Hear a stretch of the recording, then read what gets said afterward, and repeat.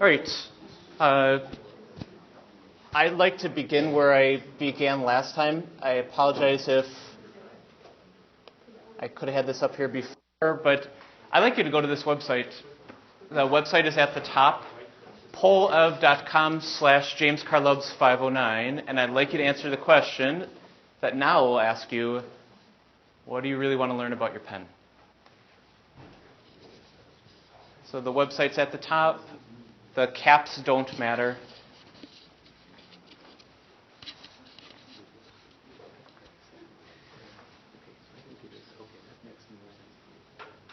Yeah. I can't even log in.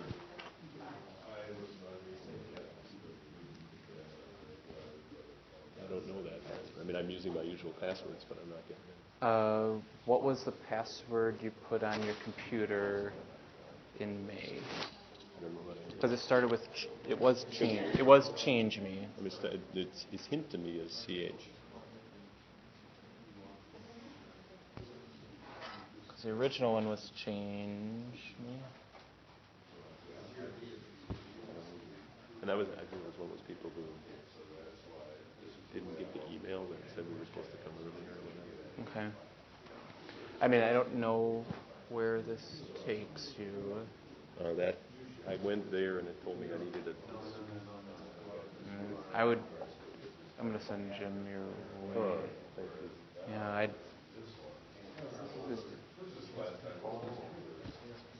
Oh, you can't get in? Is it saying you can't do anything?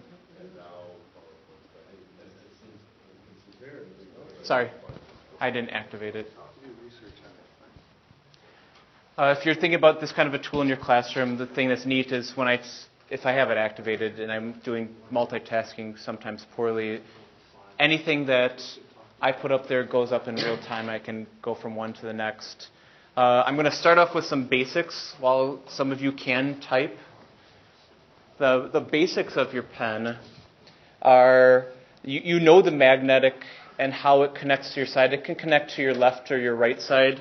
When I call it the left, I'm saying when I look at the screen in desktop mode, it's a little bit stronger magnet on the left, a little bit weaker on the right. It will not attach to the top or the bottom. Those are things you know. What I would call the lead, or the point at the tip, actually is removable. And like I said in my true confessions earlier, I'm on pen 2. I'll blame it on my kids, but it could easily have been my fault. It could be in Watertown right now, I don't know. But the basic tips just remove like a lead, and there are other tips you could put on there. There's not really a reason you would have to do that, but if in some reason you thought, I need a finer point or a thicker point or whatever it might be, the commercials where you see artists doing magical things, they're using other tips than what are there. You should also be aware that it has the ability to attach like a pen. I think you get that idea. Maybe you've seen something like Larry Zare attaching it to his shirt. But if that's you, that's you. It has a button at the top that acts like two things. One is it acts like an eraser in the program set up for the pen. And by clicking it, you open up different things. So by default, 1 click means something, 2 clicks means something else, etc. And lastly, it does have a click that's kind of where you would put your index finger. And in many places, you can touch and click, and it will right-click somewhere. And I'll show that to you in detail in just a second. But people are saying, demonstrate problems, OneNote, customize pen. What can I do with the pen? Haven't used it all. Okay. Thank you for that feedback. So let's customize first. Some of you said, how do I tell the pen what to do? There are many different ways to get to the same spot. If you don't like my way, there's other ways. But one of the ways to get to the pen is you want a program called Surface. So what I'm doing at the bottom in the search bar down here, I'm just going to type in a couple letters like SUR. And I want to open up the app called Surface.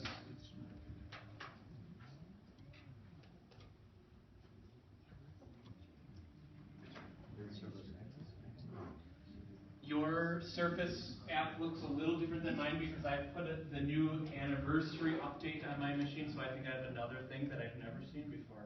The first is just an advertisement. The second is information about your pen. You can make the pen more or less sensitive for various things.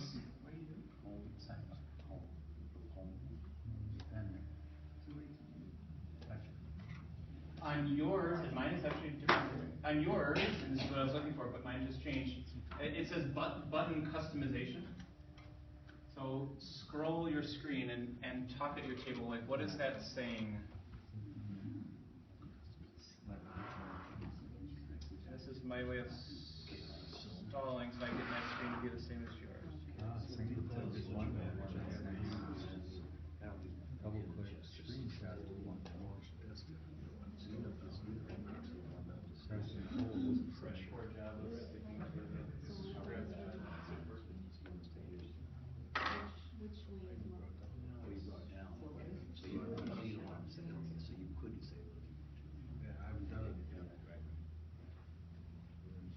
So we're opening up the Surface app. Yours looks something like mine. Now here's what I did. You can take your pen and make it open up different programs. So for example, maybe you have a physics program that you like on your computer that you could click and get to. Maybe you have a whatever it might be, Word. You can change what's there by default. By default, it says OneNote, right? When you click on it, if you were just to touch, you can use your pen or your finger or mouse. It's going to ask you, do you want to disable that? Like, I don't want clicking to do anything. I'm never going to click, and that's fine. Yours looks kind of like mine. They've changed it a little bit. You also have the option of, do you want to launch a store app? A store app is kind of like an iPad app, but they have a Windows store. So for example, if you want one click to take you to Facebook, or one click to take you to Solitaire, one click to take you to, I don't have a good ministry example. Solitaire is good. Solitaire. There's some really good pen apps in the Windows store too. Like if you just need a quick, like I need note, like I want sticky notes or something like that. You could do something like that. Your other option is a desktop app. In the new one, they call it a universal. I'll show you what this means. Yep. Mine's going to look a little different because now mine's updated. I should just use Jim's, so it looks the same.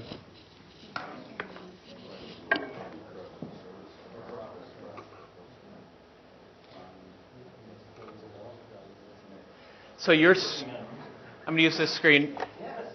If you want to change I guess he has the same thing. If you want to change what's there,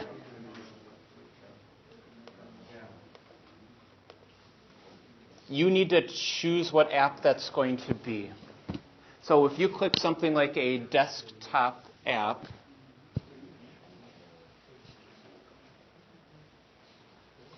and then look for the program, it opens up a screen that looks like this. It says browse, and then it goes to this. And for most of you, it's like, So you need to find the program that you want to put on your machine. Now, here's where I'm going to lose somebody. I apologize in advance. Okay. Hi, my name is James. Okay. If you wanted to open up a different program, you have to tell the computer where that program is. So I'll show you how it works. If you don't want to change it, if you want to get rid of the clicking, that's fine. But I wanted it to be Chrome. By default, your screen just has like folders or whatever. I know that all of the programs are in the C drive. And the majority of the programs are either in program files or program files x86. It's just a terminology for a type of program it is. And then I just searched through, here are all the programs that are on my machine.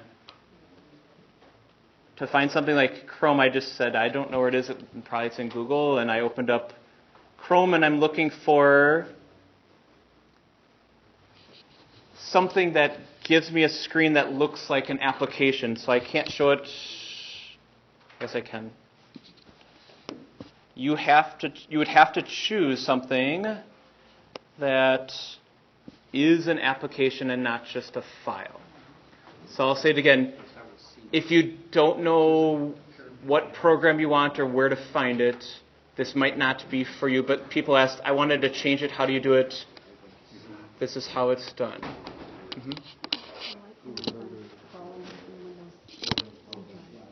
Program files, Google, yep, Chrome, yep. So I'll go back. If you wanted to change, you just have to know where to find the programs. So when you find Chrome, what do you do? Double click on Chrome. Double click on Chrome. And Application. Oops. Application. Click that one. Yep. And then click the Chrome icon thing on the bottom. And then you're there. Yeah. I don't know if there's a save. I think it's fine. So I'll try it. Now anytime we use it, For some of you, that's a big deal. For others of you, I don't think it's a bad idea. For some of you, that one click means please mean nothing. Now, I'm going to show you what I tried to do, and then I know that there's a way to make it so that your pen can just advance like a space bar and a backspace. I think for some of you, that's what you're looking for. Like, I don't need to open a program. I just want to run presentations without having to carry two things. I want to carry one thing. I don't know the range of this. I'd have to try it. But I know that Aaron Spike, Bob Martins have set up some devices already that one click means advance and two click means go back. So the way that it works, and I try to do it myself, is it just runs a script in the background because this is way more than you need, but this is like if you look at your screen, there's like F1, F2, F3, F4, F5. The pen is like F19 and F20. And it knows behind the scenes that clicking does something. I tried it myself from the site that Aaron sent me, and I couldn't figure it out. I'm not the expert. Some of you might know more about it than I, but 20 minutes up there and they got it to work just fine. So if that's something that you want to have happen, I'm not going to show you how to do it because I frankly don't know how. Okay. Let's see if you can get right-clicking to work. So if you have your computer onto something, I said that the button that's on your computer is a right-click. So see if you can get it to work.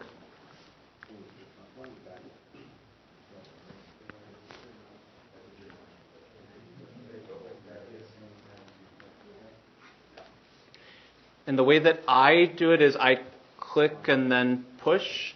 So if I'm just showing you, like, I want to right-click an icon here, I'm pressing the button and then touching, and then it right-clicks whatever I'm looking for. Because one of the things that's frustrating is if I want to right-click and I want to be without a keyboard, where is the right-click on this without the keyboard? You don't have to carry the keyboard. This isn't speaking to everybody, but it's something that now that I knew that this existed, I've used it more. Is it earth-shattering? Probably not.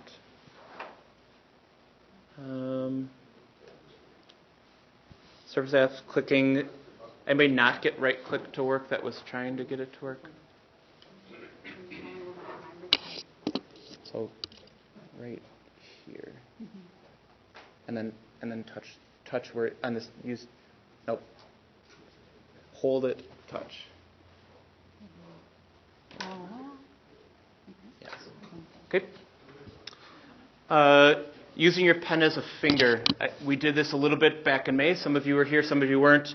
For some of you, if you're touching your screen, you might get frustrated that you can't get the icon, you can't get to where you want to, whether you call it coordination, the girth of your fingers, I don't know how to say that in a good way, the chubbiness of your fingers, whatever. You can't get there. I know that there are some people that say they use their their pen only as a more precise way to click without having to, not all of you love this trackpad underneath here. That's okay. But they use that to click wherever they want to go. I think that's a very noble thing. The other thing I use in my classroom all the time is there's many times where I have examples on the board and I want to show them, look here, but I don't want to click. What I do a lot is hovering. So if I'm saying, I'd like you to all look at this, I guess mine is lagging not as well as I'd like. If I was hardwired, I guess it would be better. All I'm doing is I'm taking my pen, I'm not touching the screen, I'm just getting close to it, and I can highlight certain areas of my screen without actually clicking on them. Do you know what I'm saying? Like, take your pen, go close to your screen, but don't touch it. You can show different spots. I use it a lot also if I'm screencasting myself, that I want to record myself and my screen, but I don't want to click everywhere. I just want to, now look at this part of the map. Now look at this equation. Now look at this technology tool. You don't have to click to use your pen. You can just kind of hover where you're going. I guess the hovering with Miracast is lagging to the point where it doesn't show up. And that's something I've never tried before.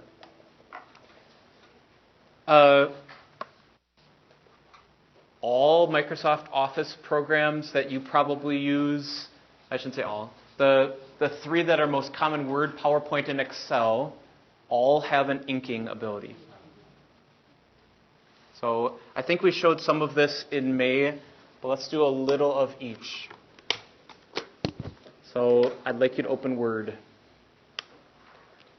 I'm curious, anybody used this over the summer already in any of those programs? Okay.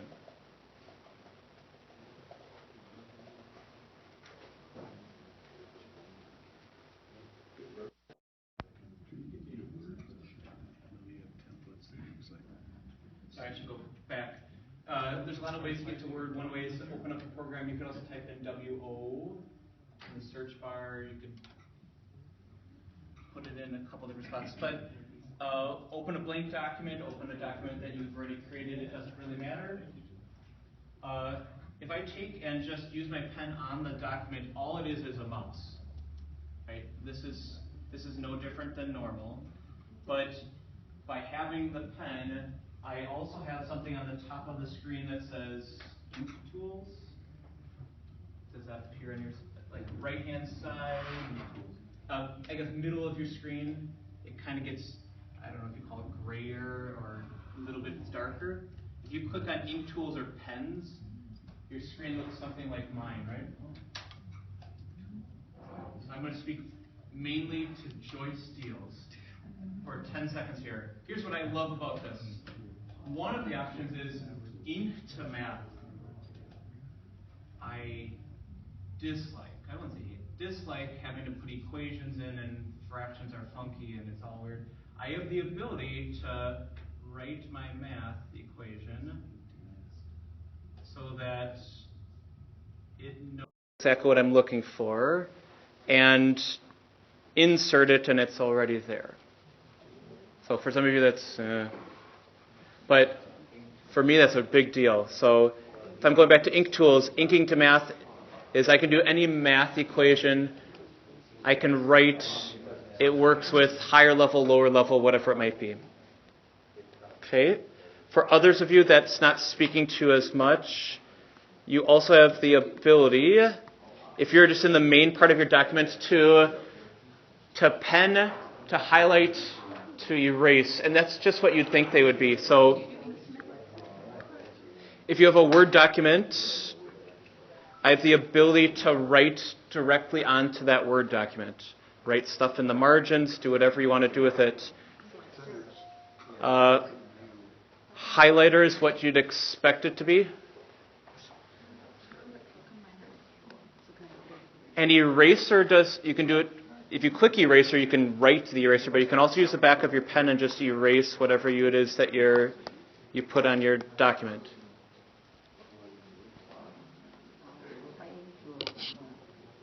You might have to go to review and start inking before you see the ink tool. Click on review at the top. I'm just going to make this bigger. So you just need to be somewhere else. Okay, now go for it. Can I use your pen for that?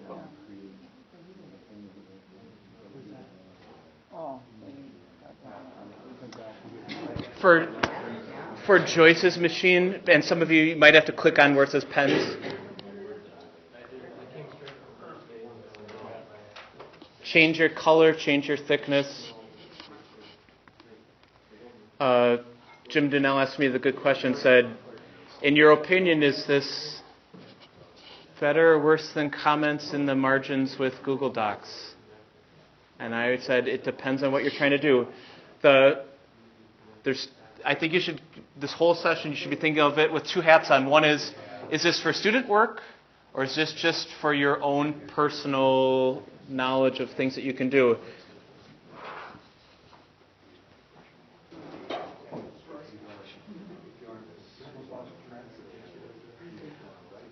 Can I show you a Word? I'm going to show you a Word thing too. Everything you can do with comments with Google Docs, you can also do with Word if you didn't know that already. So you can insert comments, and you can put the comment wherever you want, and it works the exact same way. The thing that you have to, as a teacher, instructor, professor, staff member, decide is, do you expect students to have Word? And I would say proceed with caution. But, go ahead, Paul. I don't know that. I'm sure the answer is yes. Okay, but I just wanted to... go ahead. Under review, there is a thing on language. Translate, and you can talk about your main language. I'm just going back. So remember, if you're living in the world of Word, the pro is it has a lot of tools. If you want to install language packages, we have the ISO files and network services we can install. I played around with just to see, and I changed to Greek, and the menus changed to Greek. I didn't know how to get back. Sure. So let's move to another one. Open up PowerPoint. There's lots of ways to get to PowerPoint. I would just go to the search bar on the bottom left, just type in POW to open up PowerPoint. You don't need to have a current PowerPoint. You can have a blank, open up a new one. But the same thing, you have a Microsoft program with a Microsoft pen. So when you open up PowerPoint, at the top part of your screen, you once again have ink, tools, and pen. And you can write on a PowerPoint just like you can write on a Word document. So the normal pen highlighter eraser is the exact same thing. If you already have created PowerPoints and you just want to highlight some things, this is a very easy way to present to your students and add to it. So for example, I can very easily say, when am I going to use this, resave it, whatever it might be. It has a convert to shapes tool that you can write, and then it will recognize, like, you're circling, you're making a box, you're making a triangle, whatever it might be. This is me speaking as a teacher. I love the idea of being able to doctor up PowerPoints and save them as something else. I don't necessarily love this, in my opinion. For students submit work, I write on their work, and then I have to resave it and resend it back. I love the ability to edit my work. I'm a Google person. I don't think it's super intuitive for students have to have PowerPoint. I have the ability to write on it, resave it, resubmit it. Is it in an email? But that's my personal opinion. I also believe that when you are playing your slideshow, it still works, right? But it's a little harder to switch commands. So when you're playing your PowerPoint, there will be a little pen on the bottom that gives you the ability to laser point during your presentation to pen or highlight or whatever it might be. So here's something I did with Mathematics Today summer school course I taught. So did you know that 1 out of 8 people in America have worked at McDonald's? So we talked about this, and then I took this and wrote on my document and did the work within that spot. Where did you see your little connection to the pen on the bottom? When you click like play show or like. But I have it in this, Yep. so. Okay. So that's a really good question. When I do start the show, this pen will only work if you've set up your screen so that it extends the display, and I have the presenter view on my screen. So on my screen, I can see where my next slide is going, and I can see some tools that popped up on the bottom because my machine knows I'm projecting. For you, they have nowhere for that to go. My question is, you can still write on it. Right, but only, thinking, if I wanted to switch from right to highlight, I have to, let's see. If you were in your office, you'd have no problem seeing the other tools because you'd have another display. Good. On this thing, James, Yep. if you use your finger, use the stylus, the pen does come up on the bottom. The tools come up on the bottom. See? Oh, okay. There's the answer to the question. If you use your pen, it will show up on the bottom of your screen.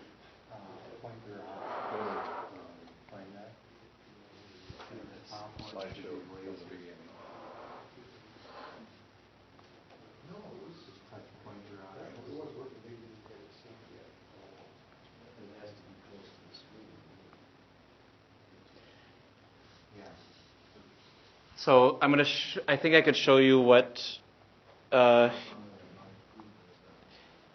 was talking about. If I click near the bottom of my screen or highlight near the bottom of the screen, I'm not sure if you can see it. There are the tools down here. One of which are all the golden tickets: laser pointer, pen, and highlighter. So maybe for some of you, if you run PowerPoints all the time and you just want to laser point through it, here's an option. My goal here isn't that you have to love every last part that I'm showing you. I just want to show you, did you know this existed? Did you know this existed? Did you know this existed?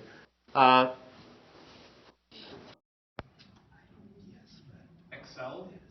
Do you want 2 minutes with Excel? No? Yes? Sure. If you don't, then do your own thing. To open up Excel, I just typed in EX or EXC in the search bar and opened up Excel. Excel is just like the other tools that when I have them here, you can see different things with it.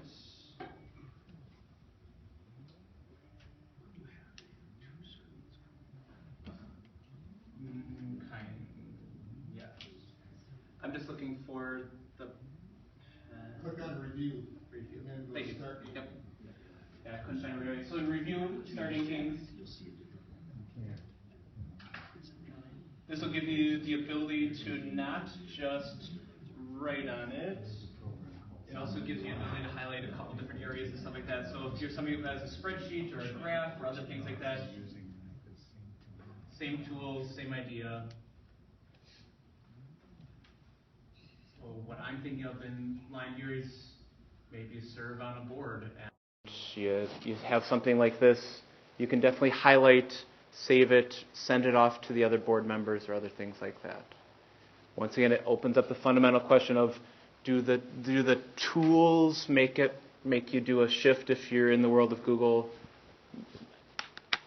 I'm not here to say yes or no. That's for you to decide. But you should know that the big three work well with Office 2013 and 2016, which are what are on this device. If some of you have an older desktop at home and you said, I want to try it at home, it won't be on older versions of Office. And remember, you're using the pen.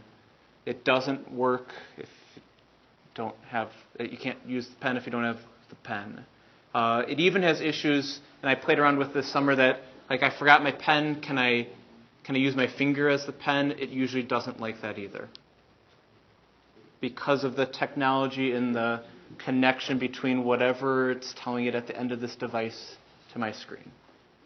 The Office apps have had this capability for a number of years, but you have to have a tablet type of device for it to make it available. So it knows when you install the machine whether it's a tablet device. I want you to have a discussion at your table. Let's say it's 27 seconds. How committed are you to Microsoft, and what do you expect from your students? I think you need to answer that question at least fundamentally to some level before you leave. Keep in mind, we do have a license agreement with Microsoft where all the students can get Office and Windows 10, as can all the staff here.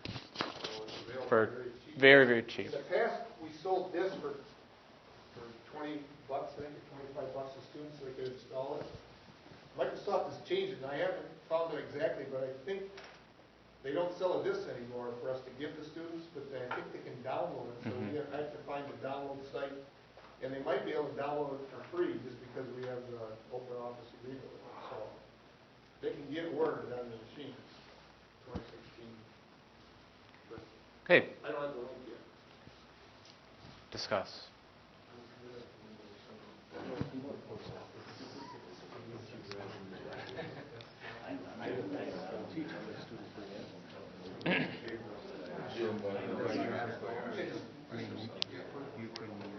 Jim, the answer to the thing about why I couldn't get to the iDrive was because I'm an Access user. They've removed files. Yep, I thought that you were a big up, a higher up that just needed more security clearance. And So that's why I couldn't see my iDrive Right. that way, but I can get through the file explorer. Sure.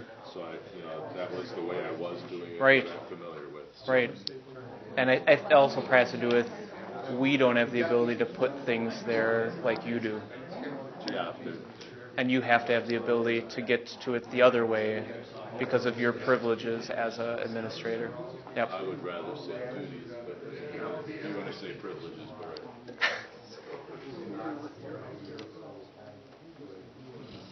Okay. I'm not here to tell you the answer is yes or no, but just that you need to come up with the answer in your head. Every student at MLC will have a device. They have for years. You could say there are a few exceptions. Even though MLC now has a policy for next year, there probably will be an exception or two. The only group, if I'm calling it, as there's three competing technology groups out there, the world of Microsoft, the world of Apple, and the world of Google, that doesn't play nicely is Chromebooks with Google. Because everything that Jim said is true. Even if you have an Apple device, you can put Word on there and it works just fine. The only students that will have difficulty with it are those that only have the Chromebooks that just run Chrome, because you can't download Office on there. It's not created to do that. Chromebook isn't a real computer. Oh, a Chromebook is a real computer. It just does very few things, but does them well. I'm even going to go a little bit farther in saying small secret. Proceed with caution, because with student expectations of it, because we've only just begun to see the students that have always lived in the world of Chromebooks.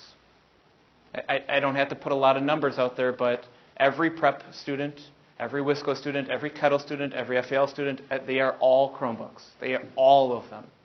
All of them. So it doesn't mean that every Kettle student is coming with a Chromebook.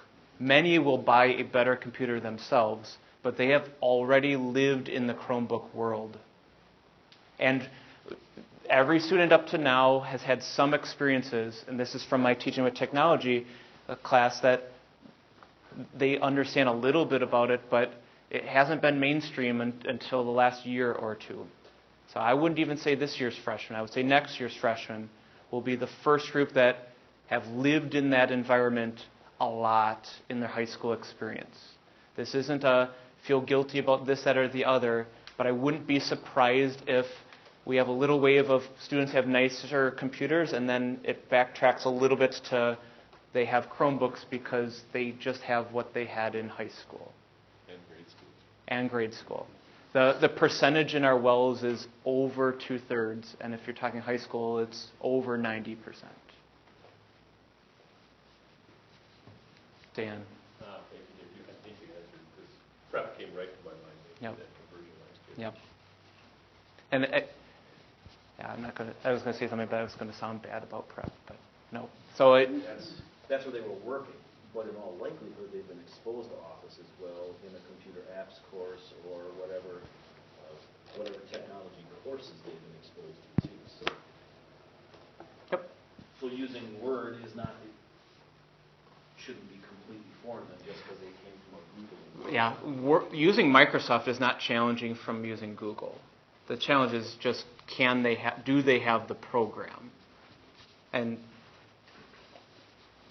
I want to show you a couple tools that only a few of you can do. I mentioned this before, that if you were here for the first hour, that Microsoft 10 or Windows 10 no longer gives out Windows 10 for free, basically the same day that they brought out the newest patch called the Anniversary Edition. It came out, I believe, August 2nd. With the Anniversary Edition, it basically redid a lot of things with Windows 10, most of which you can't see, most of which are behind the scenes. But what it adds are 3 new pen tools that they call basically their inking tools. I didn't change my screen, but there's a new icon on mine that looks kind of like a pen. It's called the Windows Ink Workspace. When you put the Anniversary Edition, if you do that on your machine, you have 3 options. If I click on it, you can see the 3. Because you don't all have it, we're not going to spend a lot of time. Some of you have seen me do this, but I'll talk a little bit more about it. Sticky notes are meant to be sticky notes. They're really not created by Windows to be something that's saved with the amount of depth as a Word document. If I were to open up sticky notes, I can click on a plus symbol, make it whatever size I want, and create a note to myself. So, call home at 6 p.m. If you notice what happened when I wrote my sticky notes, because I have my computer hooked into my Google Calendar and Cortana and all of that, it knows what 6 p.m. means, and I have the ability on my device to add that reminder directly to my Google Calendar. Or you could do a Windows calendar, whatever you want with it. So those reminders can go directly to your calendar if you set that up. They're really just designed to be reminders. You can show them, and just like any other program, you can hide them. For me, it's no different than I could put a sticky note on my desk. Is that a earth-shattering awesome thing? That's for you to decide. The second inking tool is Sketchpad. This is what you see in the commercial, but now it's free, where you have a lot of really powerful tools. I said this before, I have classmates at the University of Minnesota that use this. You can obviously do a blank screen, and they want to take handwritten notes so that professors don't hear them type, and just take notes on this page and save it. I have the ability to save this picture file. PNG is just a type of picture file like a JPEG. It's a little bit more quality. Or I can just copy these notes and paste them onto something else. So I could take notes, paste it onto Google Doc, Word document, wherever you want to go with it. Third option that they gave you is Screen Sketch, and this is where a couple of you that were with me the hour before said, oh, that's kind of interesting. For a couple of you, I told you, if you didn't know this already, the print screen button on your keyboard does what again? Copies your screen. Paul said it didn't. Okay, to make sure that it's working, look on your keyboard, and on the bottom left, is your FN button lit or unlit? Right next to the Windows button on the left. Bottom left. If it is off, then it should work. If it's on, it shouldn't, or vice versa. It's one of the two, because if you look at the print screen button, it's a print screen button and F7. So I lose track of which one means which. But if you press the print screen button and try to copy and paste it somewhere else, and it didn't work, it's because it was 7 and not the other way around. For those of you that just got here, there's a print screen button on your keyboard at the top. By pressing print screen, what it does is takes a screenshot of whatever's on your screen, and you can paste that into wherever you want it to go. It's like a copy, and then you can paste it into wherever you want to go. Okay. Well, they're trying to. Still didn't work. Exactly. Well, you have to button on? Yeah, it's lit up. Mine's lit up. What's it, when you hit print screen, what you do? Nothing. It's just it's. Lit up, it's F7. It's lit up. So it's unlit It's unlit. So, to get. so should I give a button? Should I give a message? Nope. Right. That's different. Right. Okay. I'm going to show one more thing and then come back. If you put this edition on your computer, you have the ability to not only do the equivalent of a print screen, you have the ability with your pen to take a screenshot of whatever's on your screen and then also annotate or put things onto it. So I have the ability, if there's something on your screen, like maybe Dan Bulgy created something from the dean's office that you want everybody to click on this one spot, or please notice on your program plan, these are the number of credits you need. Beware John Schmidt, or whatever it might be. You know, you can take this and highlight it however you want. The same options that I had before are still true. You can close it down and it means nothing. I can save this as a picture file somewhere. Or I can copy. It just real quick said copy, and I can paste it wherever I want. For most of you, you don't have this until you go to updates and go farther. I'll take you to the step, but I don't want you to do it. If you're wondering, like, where's this anniversary edition, the link will take you there, but I know some of you won't go there necessarily. I just typed in updates on the bottom left in the search bar. When I click on updates, there's lots of different options. The anniversary edition is hidden in Learn More. I don't have it because it's already here, but it's going to take you to this screen that says, I want to get this anniversary update now. Now, Steve and Dan and a few others said if you're doing that, expect on a good connection at least an hour. So don't do it right now unless you're taking a good extended lunch or going home or whatever it might be.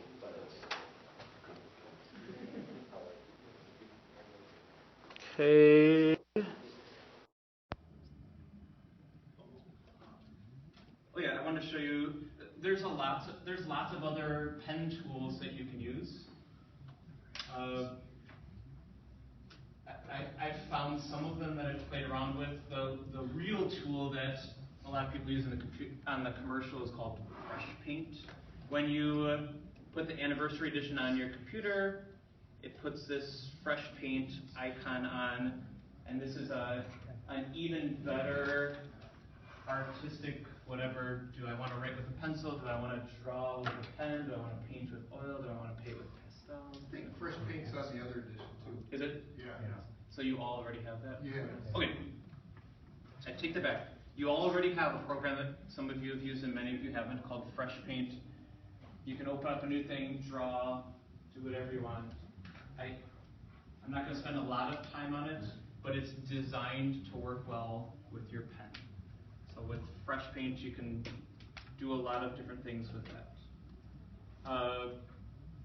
Edge, let's just see a quick show of hands. How many of you are using that as your browser?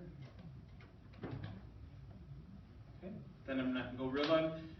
If you use Edge, Edge is a Microsoft browser. You do have the ability on the upper right-hand part of your screen to click on the pen that looks like it's boxed, and it opens up a bunch of things where you can highlight and play around with whatever's on your screen on the internet. Now, to me, that's not any better than the screenshots tool that I was showing before, because you can write on both.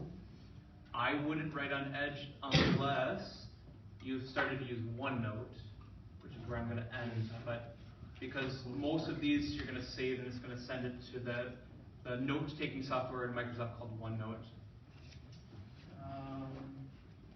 Highlighters, erasers. Two more things. I want to end with OneNote because some of you said I want to know how to use it, and some of you want to just leave. It's 11 o'clock. Smart Notebook. My plan is that I'm still going to use my Smart Notebook lessons that I've created for math. I have the ability to walk around the room, and a pen is a pen is a pen is a pen. I won't do this every day, but I have the ability that if I've created a lesson, I can write onto a smart notebook, whether it's diagramming Greek or whether it's a math lesson or whatever it might be, whatever I would write tangibly on my board with pen I picked up from the tray, I definitely have the ability to do here. Or if your style is at podium, it's all the same. So I'm not saying change everything, but if at times you'd rather go wireless, or Jim Roger talked about you can get a longer cord. Maybe you want to be wired, and instead of writing on a screen, you just want to write while some other students are diagramming or doing something else. You can certainly write on Smart Notebook or other programs like that while they're doing the work themselves. James, do all classrooms have the wireless? No. There are 6 classrooms with projectors that have Miracast, and then we can use a dongle with the TVs like this if you want to. There's only, 2 Capital rooms in this room that have the TVs. There are a couple projectors that have HDMI that don't have Miracast, that we could do it on there. But you said we do have a longer 15-foot USB cord, so you can move around. If you're just tethered a little bit, you can't, you're not quite as flexible as the other. The projector in the gymnasium does have HDMI, so you could do it in there, but has wireless also.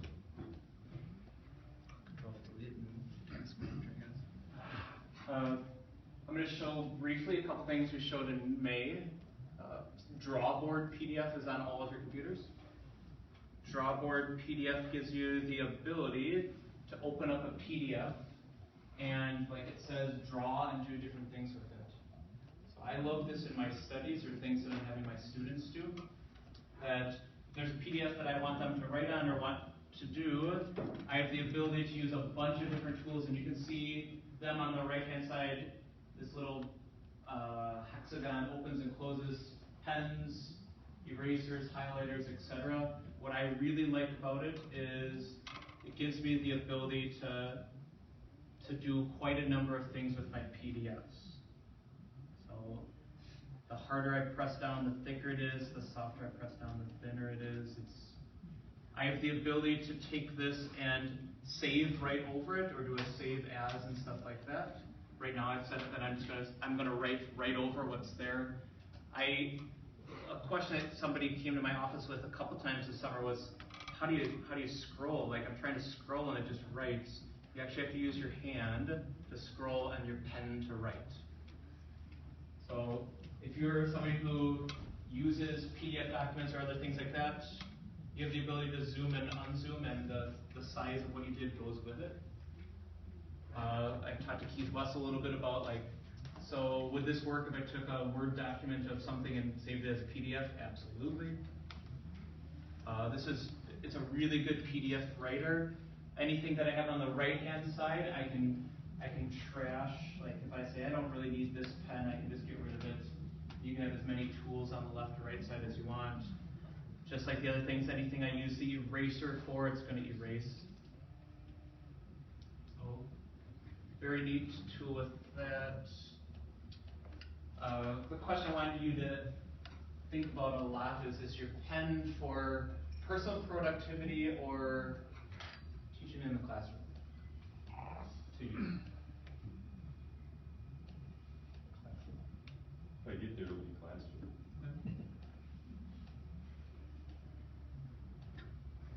Yeah, I think that's classroom apps. Definitely classroom. Because I'm at the point now where I'm comfortable with some personal things with it. I think you still have to think about is that really an improvement in your classroom? I've shown you a lot of things like you can do this and you can do that. It doesn't necessarily mean you should do this and you should do that.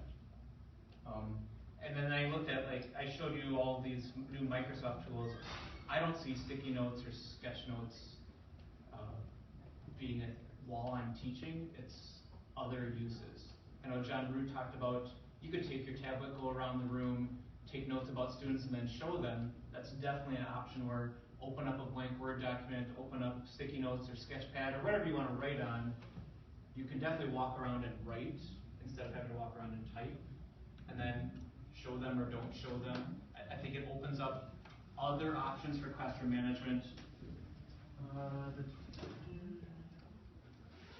There are many, many, many pen apps. If there's something that you want to do, like there's a really good science one, there's a really good math one, just like having an iPad, if you're willing to spend $5, there are apps for almost everything. The better ones aren't free, but I just perused through there and I didn't know they existed until I looked again a couple weeks ago. I have not put a lot of them on there. The question I didn't answer, and I don't know if we want a lot of time or a little bit of time with it, is somebody asked OneNote. Are you still here? Yeah, that's okay. All right. All I've done with OneNote for me personally is it syncs very, very well with almost anything that I create with, you can do it with sticky notes and other things with the new ink. I have not done a lot of sending Edge stuff to OneNote or sending Word documents to OneNote. I know Jim Bracci has done a lot more to organize it. I just personally haven't ever came up with in my head what the file structure that is efficient for me. Jim, you want to speak to it for a minute? It's, What you like or don't like? I like the fact, yeah, I've used it for probably 10 years now. Screenshots you can take, you can put live links into it to websites. I was a math teacher, so you can use it like a whiteboard, just write on it with your pen. Do your problems, just scroll down. You can save them as OneNote files and send them out to your students. So let's say, for example, you're doing a series of problems throughout class. You can also embed voice and video to it. So for example, if you wanted to explain how to solve a problem, you could turn on your audio, and as you're speaking, solve the problem, save that file, send it to a student. It'll highlight the thing that you're writing as they're listening to it. So it'll highlight the 3, and then it'll go to +7 or whatever. There's a lot of very neat features about it. It also has a very good search tool. It'll search, like if, for example, if you paste in a TIFF file or a picture of text, you can search that text actually for words. So in the search bar on the right, I've kept notes for everything I've done here at MLC since I've been here, from the things that Glenn Bodie told me about training and so on. And if I want to remember something, what was that about MHESO? I just type MHESO on the right and it shows me every page where that exists. And you can find it quickly. So it's like having a file cabinet where you can search things just by typing in that search bar. What's your file structure like? Is it by date? Is it by? I have notebooks for different topics. I have a notebook that says projects, that I work on projects. I have a notebook for instructions. I have a notebook for programming. I have a notebook for faculty meetings. For example, I take all the notes from the faculty meetings, put them in OneNote, and I can search through everything. And if I make a note, with my pen about something, or just highlight the agenda and say, here's something that happened, you'll search that too. So it's amazing. So it's kind of like the old OCR working. Yeah, that works in the background. And it'll also, even if you do the video recordings, if you want to search the video for words that you say or the voice, it will search that too. I never turned that on because it takes a little more power. Sure. Can you speak to, do we have one type of OneNote or two on your machine, a newer and an older? I know I got a little bit confused with that. Do we all? Oh, when these machines came out, Microsoft puts OneNote on there by default, and it attaches to the Microsoft Cloud. It's just called OneNote. When we installed Office 2016 on your computer, it also installed OneNote 2016. They're two different apps. So you want to look for OneNote 2016 to use, not just the OneNote app.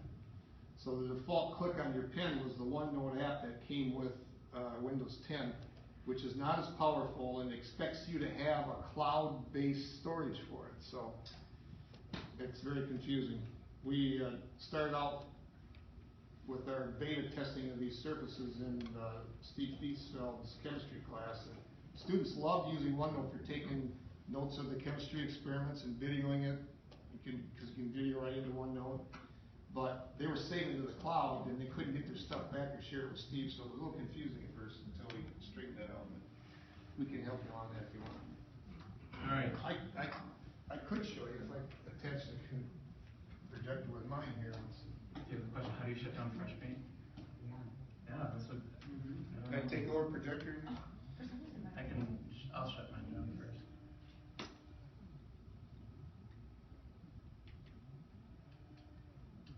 I'm off. I didn't have that problem. Sorry, but your question is same with the actions. I don't really have anything else that unless you.